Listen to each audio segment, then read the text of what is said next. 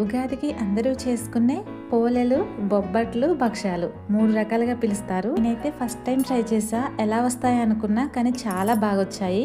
ముందుగా 2 గంటలు నానబెట్టిన శనగపప్పును తీసుకొని ఒక కుక్కర్లో వేసుకొని పప్పు మునిగే వరకు వాటర్ వేసి స్టవ్ మీద పెట్టి 3 విజిల్స్ వచ్చే వరకు ఉడికించుకోవాలి. ఉడికాక వాటర్ ఉంటే వాటర్ సపరేట్ చేయొచ్చు. నేనైతే కరెక్ట్ గా పోసాను. ఏ కప్పుతో అయితే పప్పును తీసుకున్నామో అదే కప్పుతో బెల్లం వేసుకొని కలుపుకోవాలి. ఇప్పుడే పూర్ణం పిండి ఉండ చేసే విధంగా పర్ఫెక్ట్ గా వచ్చింది. ఇక్కడ నేను 1 గంట ముందే 1 కప్పు మైదా పిండి, 1 కప్పు గోధుమ పిండి, కొంచెం ఆయిల్ వేసి చపాతీ పిండి కంటే కొంచెం సాఫ్ట్ గా కలిపి పక్కన పెట్టుకున్నాను. చేసిన పూర్ణాన్ని ఉండలుగా చేసి పక్కన పెట్టుకొని ఇప్పుడు చపాతీ పిండిని చిన్న ఉండలుగా తీసుకొని చేతిలోనే చిన్న చపాతీ చేసి పూర్ణం ఉండని చపాతీలో పెట్టేసి 2 కవర్ ముక్కలు తీసుకొని ఆయిల్ అప్లై చేసి వీడియోలో చూపిస్తున్న విధంగా చేత్తో మెల్లగా ఒత్తుకొని పెనం పైన వేసి కొంచెం నెయ్యి వేసుకొని 2 వైపులా గోల్డ్ కలర్ వచ్చే వరకు కాల్చుకుని బొబ్బట్లు రెడీ. వీడియో నచ్చితే లైక్ అండ్ షేర్.